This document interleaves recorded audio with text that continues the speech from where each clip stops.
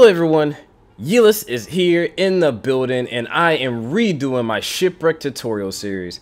So I am going to start exactly from the beginning, where I kind of started off last time, but I'm going to go a little bit quicker. If you guys want to see, more in depth about some of the stuff that I'll talk about, please go ahead and watch the previous video. But without further ado, let's get into it. So this is part 1 of the tutorial series. And we are going to cover the characters. So the characters play a big part when trying to survive in the shipwrecked world. It's very important that you understand the mechanics of every character. So the scientist, Wilson, he can grow a beard, which helps during like colder seasons. So with regard to shipwrecked, hurricane season, when it starts hailing and things like that, and you start getting wet, it can get a little cold. You can get a little cold. So having that beard is a little helpful. It's a lot more helpful when it's wintertime and Reign of Giants expansion, not so much the Shipwrecked expansion. So I myself don't like picking a scientist. It doesn't really bring much to the table when it comes to the Shipwrecked, and neither does Wilson. So she's immune to fire damage. She has the lighter, which is infinite light source, but she just goes insane way too quick for me. So I myself do not like playing as a Willow. She just does not work for me.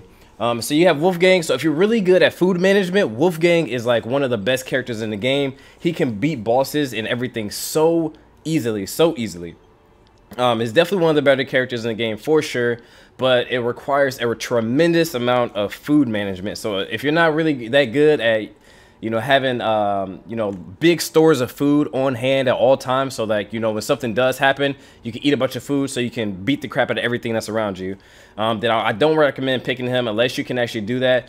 But if if you're fantastic at food management, this is literally the best character in the game, almost. Like, to be honest, he just gets so strong. Like when he has a full belly, that man, he like slaughters everything. But the other thing you have to worry about though when picking Wolfgang is the sanity factor. So as you can see, it says is afraid of monsters in the dark. So at nighttime, if you're getting surrounded by a whole bunch of monsters and everything, expect to go insane extremely quickly. So just one of those things you have to think about when you're picking your characters. And then we also have Wendy. I don't play with Wendy all too much, but one thing I will say is her little shadow, her little sister, the little ghost that comes with her twin sister, which is actually a ghost. That ghost hits very, very hard, and it's really good because she can take a lot of damage for you, and she can dish out a lot of damage, so you don't really have to worry about armor as much when you play Wendy. But there are also the drawbacks as where she's very weak. She is extremely weak. They even she's so weak that they had to put it in here as a bullet point. Doesn't hit very hard. So, but the one thing is her sanity stays up night one. She's being followed by a ghost. So when it's dark and things like that, her sanity doesn't go down not nearly as quickly as a lot of the other characters. So that's another good drawback. If you're having extreme sanity problems, this character Wendy might not be a bad option for you. Just to kind of get get the mechanics of the game and all that. I mentioned in my last video, WX78 is just a terrible choice when it comes to Shipwreck. So I'm not even going to go into the details because there's so many negatives. It's not even worth talking about. Never pick WX78 for Shipwreck. Now Reign of Giants is a different story, but in Shipwreck, terrible choice. The Librarian. So Librarian gives you access to a lot of early access to items and things like that. I don't, since this video is aimed towards beginners, people that literally like can't get past like 5 days right now, I don't recommend picking the Librarian just yet. Just because, you'll be able to craft stuff, but you probably won't have the management to actually get all the resources for half the things that you need anyway. And she can't sleep, so that can be a really big drawback. Now, the Lumberjack is a decent character. I say he's a pretty well-rounded character. The only bad side to him, though, is if you chop down too many trees, he will turn into like this giant beaver and start chomping down everything in sight. And if you don't like plan right and you turn to a beaver at the wrong time, you can kind of screw yourself up. But I'll just say is Woody is a character that you gotta just have to practice to get used to. I can sit here and tell you all the drawbacks and positives of Woody, but he's just a character that it really just takes experience to learn how to play. And then I haven't unlocked was it Maxwell and what's his man's name, Wes. There you go. So I haven't unlocked them on this. I had them on my last one, but I don't have them on this. These are two other characters that basically just take some experience to play with. They have different kind of pluses and minuses, pros and cons. But beginners aren't gonna have their characters unlocked anyway, so I wouldn't even worry about it at this point. So this is my favorite character, Wigfrid. Her only drawback is that she can only eat meat, but she is super powerful and she can absorb a ton of damage, absorb so much damage. And as she fights, she gains sanity, and as she fights, she gains health. So she is like one of the best characters in the game because you can easily make meatballs and things like that in the crock pot. And that's why I just like her so much. And she can make the battle spear and the battle helmet, which is really, really good armor and really, really good weapon really, really early in the game. You have Weber, who can, befriend the spiders, which is always a plus. And Weber can eat monster meat, but you have to cook it first. You can't just eat it raw. You have to cook the monster meat first, then you can eat it. And Weber grows a silk beard, so you can have, a nice steady source of webs when you need them. So Weber is actually not a bad choice when it comes to Shipwreck, just for the webs, because webs can be a little tough to get sometimes, especially if you're a beginner player and you can't readily find spiders on the different islands. The Weber's a good choice because you just grab a razor, you shave his beard, and you got yourself a couple webs, and you can make a lot of stuff with the webs. But I'll go back into that when we actually jump into the game here. All right, so last I'm gonna just touch these other three characters just briefly. So these are the three new characters. I think there's a fourth. Yeah, there's a fourth character. I believe it's like Captain or something. I don't know. But these are three of the new characters for the Shipwreck series. You have Walani, so she's really good at surfing, and she can ride the big, humongous waves in the water, which is really, really good. That'll be in one of the later videos. I'll tell you guys about that. But she can basically, she comes with a surfboard, so it makes trying to get to other islands very, very easy. And then you have Warley. Warley is okay. He's not really astounding, but the thing with him is he what was it? Cooks and custom. Yeah, he has a chef pouch. The chef pouch basically acts like a mobile fridge, which is very awesome and really, really good for this. That's like, he is like, when it comes to fighting and things, he's not that great. But that chef pouch, having a mobile fridge in Shipwrecked is really good because it is extremely hard to find gears in Shipwrecked. So having that mobile pouch for food is really, really good. So if you're you're somebody that is terrible at food management and you need to have food on you at all time because all your stuff is always going spoiled, picking Warley is not a bad idea. Now, and then one of my other favorites is the Monkey King. So the Monkey King can't talk, but if you run for more than 2 seconds, he'll get on all fours, and he's able to run a lot faster. So you can discover the maps, see everything on the different islands a lot quicker, and that's why I like him. So when you go to islands, what I'll do is I'll basically just run around the islands to see exactly what's on there, jump on my boat, then go to the next island. So it's really good for trying to discover the map using Wilbur. Wilbur is fantastic. And also, the monkeys don't mess with you if you're Wilbur. If you're Wilbur and you chop down trees and stuff, the monkeys will not come steal your stuff. And the guys, I don't know, it is so annoying when that happens. We're 8 minutes here, but I did want to just cover at least, a good chunk of the characters. But without further ado, so we are going to jump in there. So I'm going to pick Wigfrid for right now. And then I'm just going to load up the standard world here. So let's go ahead and do that. But yeah, as I said, so that's just a quick rundown of majority of the characters that most of you guys will be playing, until you unlock some of the other characters that I don't have unlocked on this PlayStation. And some of the other characters I don't really play with, but it's really good to know and understand exactly the pros and cons of the character you're playing, because it basically plays such a big part to your play style. What you have to work for, what you need to pay attention to, because Wigfrid, your main goal is worrying about meat. So building a crock pot as fast as possible so you can make things like meatballs, as opposed to basically everybody else where you can eat anything. You just cook some limpets, boom, you have some food. You don't have to really worry about the crock pot as much because it's not as crucial to your survival on the other characters. But I will start as Wigfrid just to show you guys how I play, my personal play style, how I like playing with my favorite character.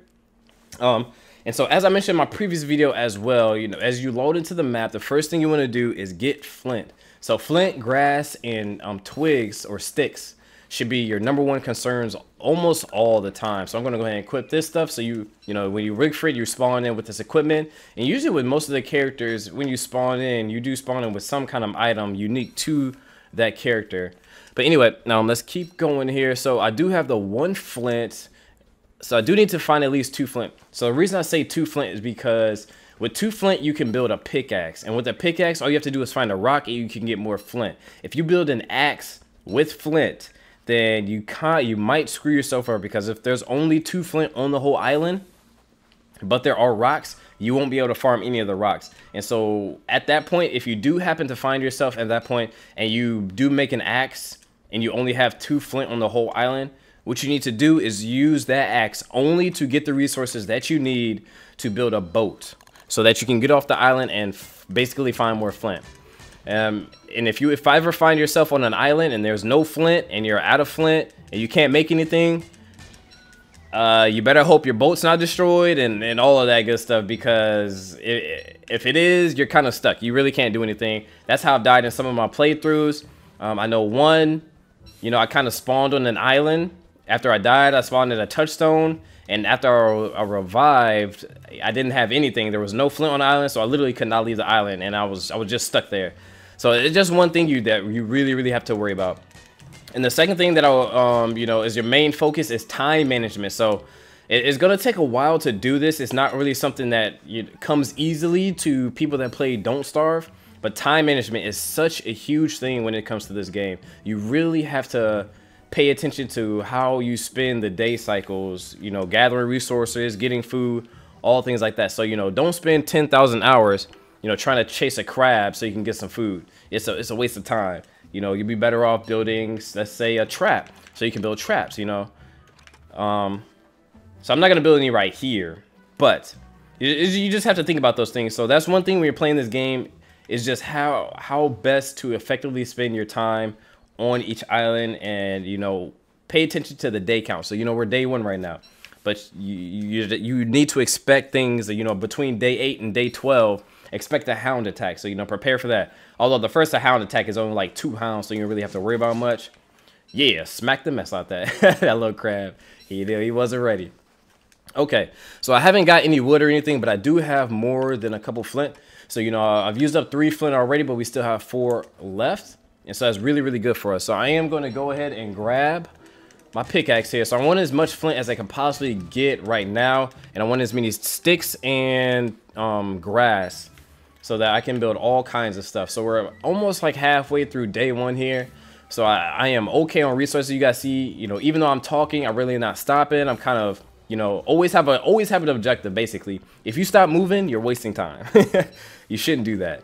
So always have something in sight, always have a goal at, you know, in the back of your mind, and basically be working towards that goal. So, you know, with me farming these regular rocks, so the boulders, if you guys don't know, the boulders only give regular rocks. So, you know, at my inventory down here only gives you regular rocks. So that's why I go for the regular, you know, flat rocks, because it gives you flint, niter, and, you know, regular rocks. So regular rocks you need for the, what is it, the fire pit? And the fire pit is definitely one of the things you want to build, no doubt. And also what I like to do is grab coconuts. So not sure if anybody knows, but the one thing that you do want to make sure that you have in this game is, you know, a food source, especially if you play as Wickfred. You need to build a crock pot. And so the best way to, you know, do that is to set the forest on fire. And you got to make charcoal, and then you need rope, and you have to make a science machine. There's a lot to it. But I'll save that probably for the next video here. But for this video, I'm going to try just show you guys how to get started and basically start trying to survey the map so you know where things are. So what I'm doing right now is I'm gathering the resources that I need for a boat, because I want to get off this island. Okay, so I'm a little jam-packed with stuff right now. So and that's another thing that you have to worry about, is you kind of have to prioritize what you keep your inventory as well, because everything is not going to help you in the beginning. So you should only keep stuff that's going to help you immediately in the beginning, and then later on you can kind of keep stuff preemptively to prepare for getting other objectives done. All right, so what first thing I need is a boat. I don't want that. I at least want the raft. So we're gonna go ahead and grab some more bamboo. I don't know why I was chopping that tree. So I actually know. I know why I was chopping the tree. You need wood to make a fire, and so that's why I was kind of trying to do that. So I at least want to get the raft built before day 2 comes around. I believe that's a a really good sign that you're on a good route is at least getting to day 2 pretty quickly. If you do see doubloons, definitely pick those up because you can refine those into a gold nugget. It's not here. You need a science machine before you can do that. But at least we can make the raft. So let's go ahead and make the raft. The raft does go a little bit faster than the log raft because it's a little bit lighter. So that's why I do like to have that. I can't really make anything else in here, can I? No. So I need the science machine. So first things first that we're going to have to do is find another island. So I'm going to be risky. I don't recommend you guys doing this, but I am actually going to start sailing right now. All right, I think I can I eat? Yeah, she can't eat eggs. So Wickford can eat eggs. Technically, there is meat in there. There's a little baby chicken in the egg. So I guess that's how that works. Protein. It does have protein. But all right, so why I say I'm going to be risky right now is I'm going to, my light source while I'm on the waters right now is going to be a torch. I don't recommend this because if you get hit by waves, or I believe it's if you move throughout the night, then your torch can go out. So, and I have, accidentally dropped my torch before. And so when you drop it, if you can't find it, you're pretty much screwed. But so what I'm doing right now is I'm staying in the shallow area. So the best way to find an island is to stay in the shallow area near your island. Because what I've noticed in Shipwrecked is that the shallow areas are kind of interconnected between the different islands. So I don't know if you guys see this, but as you move, it goes out. And then you have to stop moving. So I'm kind of moving a couple feet and then stopping just to kind of make some headway, just to kind of speed things up here. So there's actually more island right there. I'm pretty sure that's the island I was just on, so I'm not really going to worry about that too much. So we're at 99% with this. It's day 1, so you can actually be at sea, so it's not shallow over there anymore. Yeah, that's not shallow area, so I don't have to worry about that. And also, guys, one thing I do want to tell you guys before we do end this video is, don't underestimate the pause screen. So when you play single player, unlike Don't Starve Together, you can actually pause this game. So, you can take a second, think about what you want to do. There is no rush. Don't try and rush through things. If you rush through things and don't start Shipwrecked, you will die. You will die. I can almost guarantee it because you'll make some mistake. You'll go back, you'll think about it, and you'll be like, oh man, I should have done this. I should have done that. And it'll be too late because you'll already be dead and you got to start back from day 1. All right, so I'm going to keep going down here. The nighttime is almost over, but at least I have surveyed some of the island here and trying to find another island. So this is killing my sanity if you guys didn't notice that. So that's why I don't recommend doing this. I'm just doing this just for this video's sake, just to try and hurry up and find a new island here. But as you guys can see, the shallow area of the around the island is actually pretty large. So the chance of us finding another island are pretty high. All right, so there we go. We're still in the shallow areas here. So let's see if we can find at least another island before we get out of here. So what I try to do is I try to basically hop from island to island until I find some gold, because you want to get a science machine as fast as possible. That is almost like the #1 goal. So we're to another island here. So let's see if we can find some gold. So this is one reason why I like playing the monkey, is because, as I go to the other islands, I can run around them really quick to see if it has what I need. If it doesn't, then I can get back on my boat and basically leave and go try and find another island. So I don't see any gold vein rocks right now. I don't see a stone area. So there are stone areas where you can dig up stuff with the shovel and find gold rocks. Like dig up little piles of rocks, and every now and then a gold nugget will fall out of there.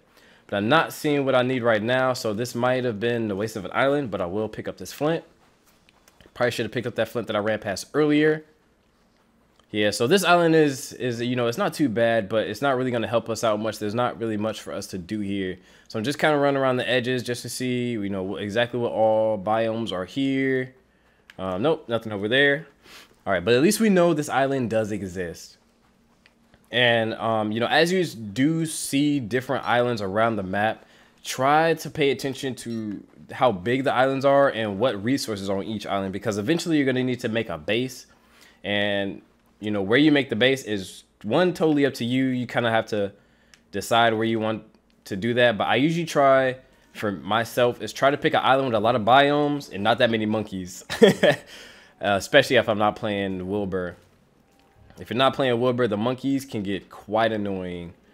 Very, very, very annoying. All right, so we're going to stick to the shallow areas. Like I said, the islands are pretty interconnected for the most part. A lot of the islands are connected to other islands, you know, through the shallow areas. So let's see if we come here. So we're not seeing another island right now. I'm trying to decide if I want to go back. I might go back. I might cut back across here.